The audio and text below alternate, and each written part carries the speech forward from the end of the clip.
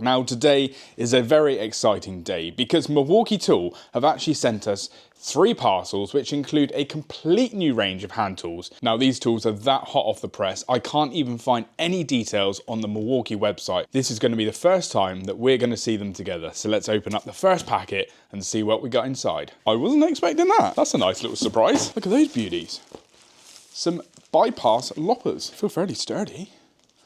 Aluminium shaft. What have we got? We got 50mm. So stronger handles, more comfortable dual position grips. Get out the packet. Look at the metal work in there. You know, that's got some length to it, Anna. That has got some length. Proper, decent Milwaukee quality tools. Nice bit of a rubberized stopper up there. Obviously you've got lock nuts so you can adjust it when they get worn down. So look at the width you get between your blades. That is substantial. And the other thing I really like is this kind of shaped handle setup. So they're not round, they're not just box, they are angled, which is probably going to give the handles more strength. Should we see what's in box 2? And with Christmas coming up, it's a perfect opportunity to get your loved ones a new hand tool. Oh yeah, let's have a look in this one. Milwaukee going up against Silky. Are we ready for the big reveal? Look at that beauty. Little hand saw, a little pruning saw. 356mm with large teeth.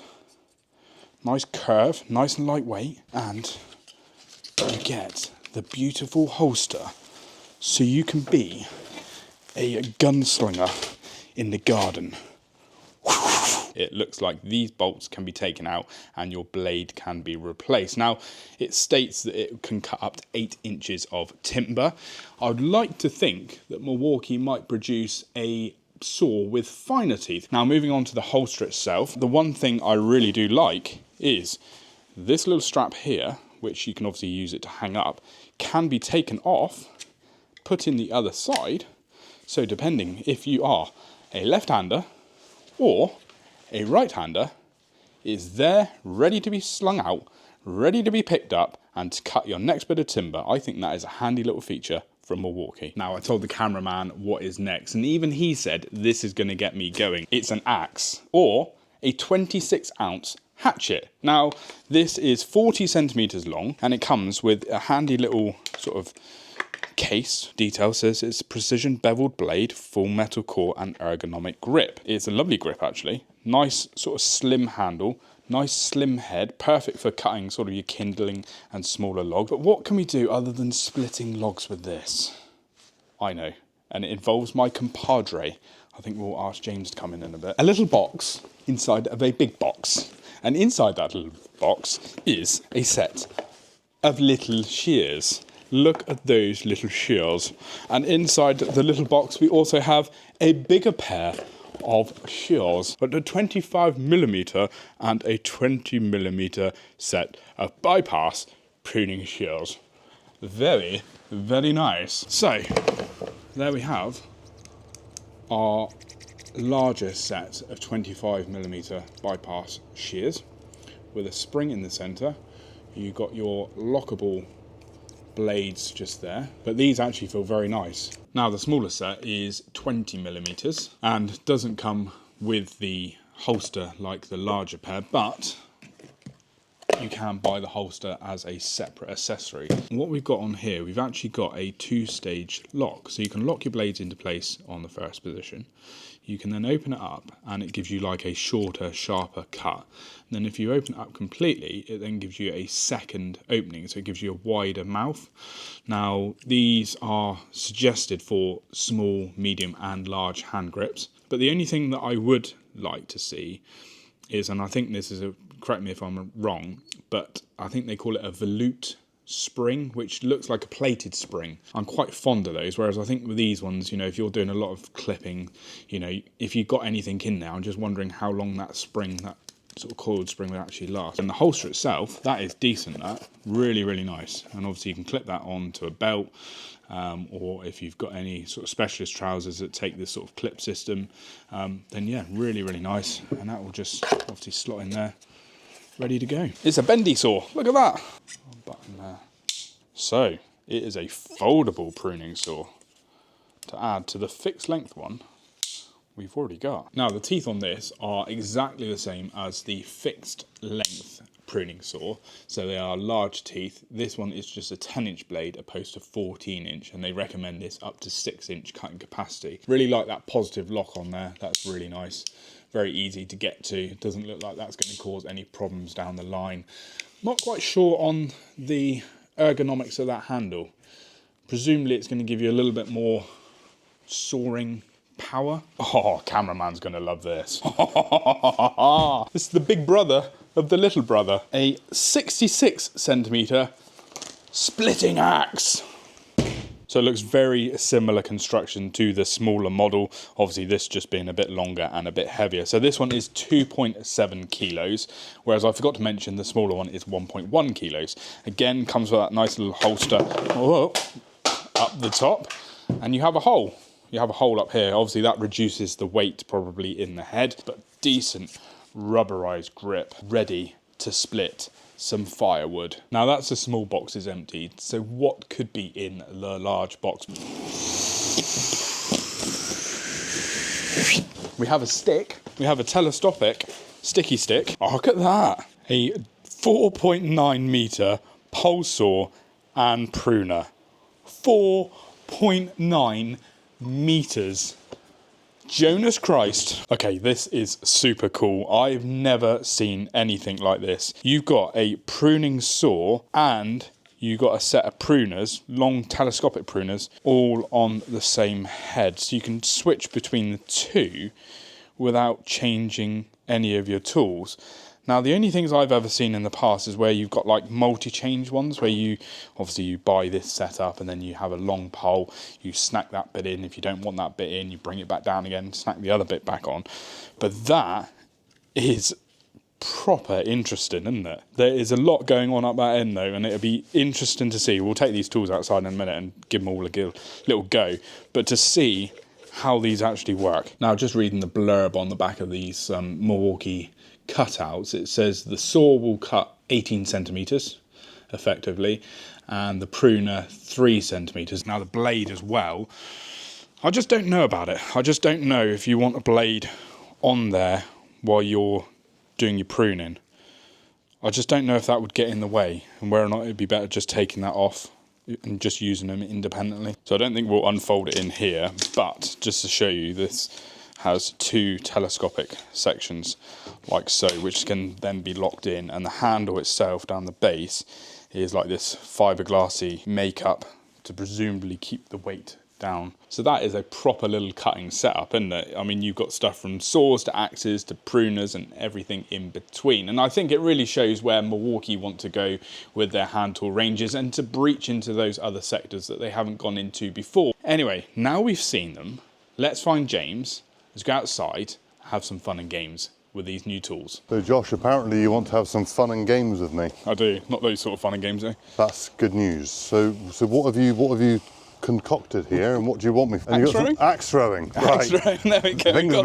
Things are becoming clearer. Big and small. I'll take small. You're going to go smaller, yeah? Yeah, definitely. It's more the size I'm used to wielding. As I'm the guest, so I get to go first. Yeah, you go first. Just flat out.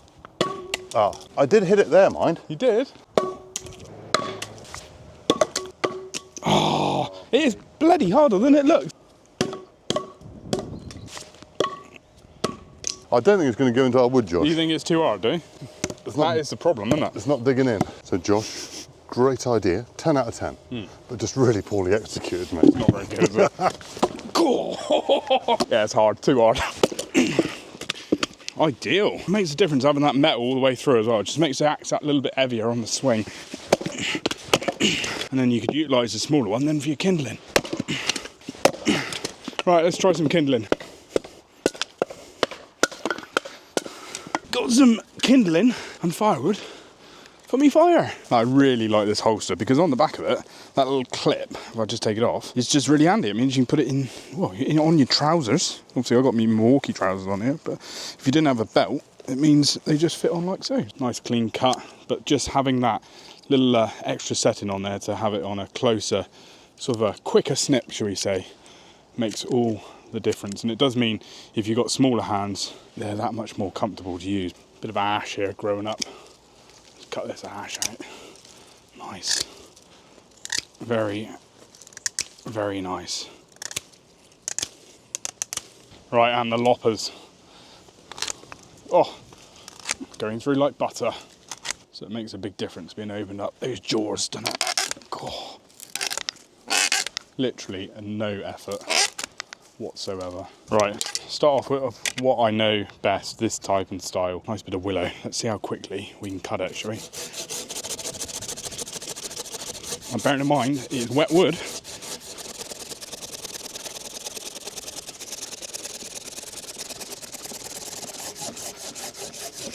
Lovely. Nice and smooth. Right, so next up is the foldable handsaw. Now this has obviously got a shorter blade, 10 inches, and has got a handle in which you can pretty much use it in two hand positions. So I suppose if you want a little bit more leverage, you'd be down here, a little bit more closer, delicate work up there. Short blade, shorter strokes. So it's probably going to take longer. So we can go two-handed. Oh, two-handed here. That's easier. Now this is probably on its max cut, this. You wouldn't want to go a lot bigger with this handsaw.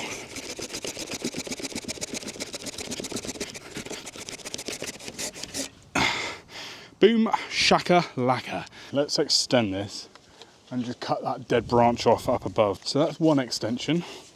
Let's go full extension, shall we? And then we have got this rope with a handle at the bottom, and presumably if obviously you're going to use it a lot shorter, you bring your handle up to where you need it to. I always thought sort of pruners, you would go up from underneath, but the way the head's angled with this one, yeah, you go over the top. I've just snapped the branch. I've actually just snapped the branch. The branch was that dead that I snapped it and put it on the rope. So interestingly, there's very little effort to pull that rope to obviously cut anything, but obviously it's only designed for smaller material. But I would say that blade does get in the way, so I'm going to now take that off and give it another go. The other thing is, it would be quite nice to just have had a nice blade guard on there. Right, let's try it without the blade on. Yeah, a lot easier. A lot easier to get the head into where you want it to cut. We can also stow our line away so we can wrap it up round, because I was scratching my head there for a second. And then the blade we can then fix on by taking the wing nut off the end of the housing and then the wing nut back on like that. Get up here and take that one off. If I want to extend it, I have just thought of a problem. I have wrapped this rope all the way around the shaft to then allow me to extend it to where I want it.